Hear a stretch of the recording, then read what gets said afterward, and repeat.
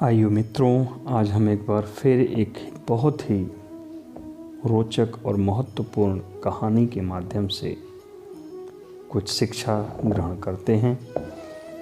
एक बार की बात है, कुछ लोग एक औरत को मारते पीटते घसीटते हुए महात्मा बुद्ध के पास ले जाकर बोले कि उसने बहुत बड़ा पाप किया है, जिसके लिए उसे कठोर दंड दिया जाए।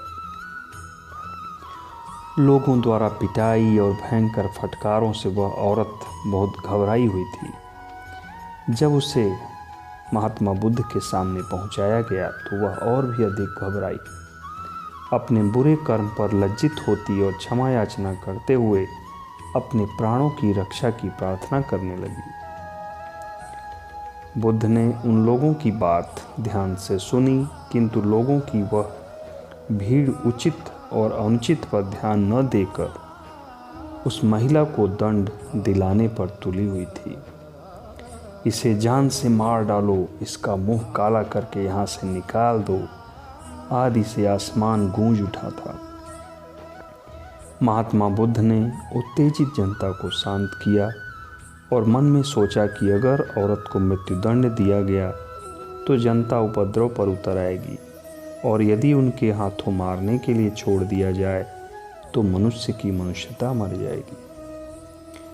कुछ देर विचार करने के बाद महात्मा बुद्ध ने कहा, मैं आप लोगों की भावना अच्छी तरह से समझ रहा हूँ। इस औरत को अपने अपराधों की सज़ा अवश्य मिलनी चाहिए, क्योंकि अगर लोगों को उसके अपराधों का दंड न मिलेगा तो इससे समाज में अपराध बढ़ेगा। अतः लोगों को धर्म कर्म में विश्वास बनाए रखने के लिए दंड विधान नितांत आवश्यक है। महात्मा बुद्ध का यह निर्णय सुनकर उस अपराधिनी औरत के तो जैसे प्राण ही सूख गए। बुद्ध की शरण में आ जाने पर उसे कुछ आशा बंधी थी कि उसके प्राण बच जाएंगे, मगर महात्मा बुद्ध ने ही दंड देने का निर्णय कर लिया तो अब उससे और कौन बचा सकता है। वह बहुत निराशा में डूब गई।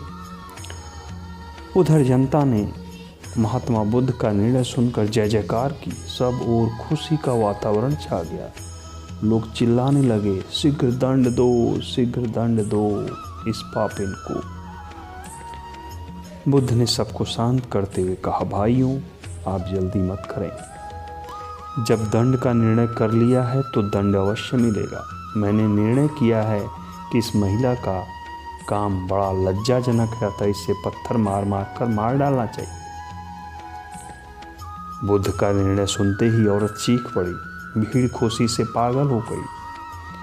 सब ने उस अपराधी को मारने के लिए पत्थर के बड़े बड़े टुकड़े उठा लिए।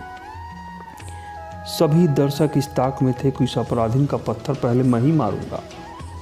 महात्मा बुद्ध लोगों के जोश को समझ रहे थे।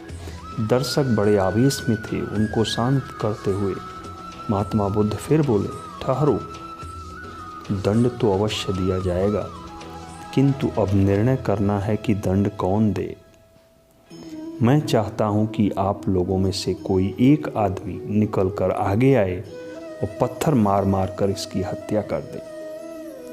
सभी लोग उत्सुक थे कि महात्मा बुद्ध उस पापिन की हत्या का अवसर किसे देते हैं। सभी लोग शांत होकर महात्मा के आदेश की प्रतीक्षा कर रहे थे।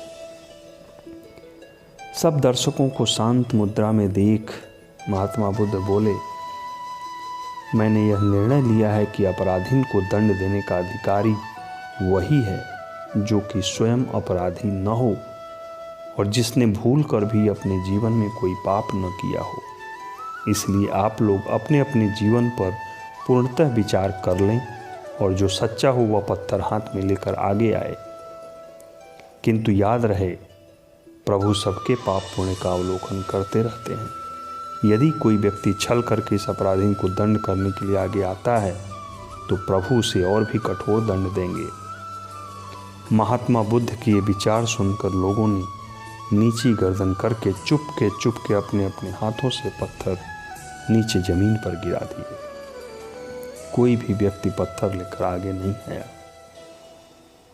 तो दोस्तों, मित्रों, आपको इस शिक्षा से क्या सीख मिला? स्वयं विचार करें कि हम किसी को भी अपराधी या अपराधी की सज़ा तो दिलाना चाहते हैं, लेकिन क्या हमने अपने आप में देखा कि हम भी तो नहीं कहीं न कहीं कोई अपराध किए हैं, या हम भी तो कोई अपराधी नहीं हैं? इसलिए नमो नारायण दोस्तों।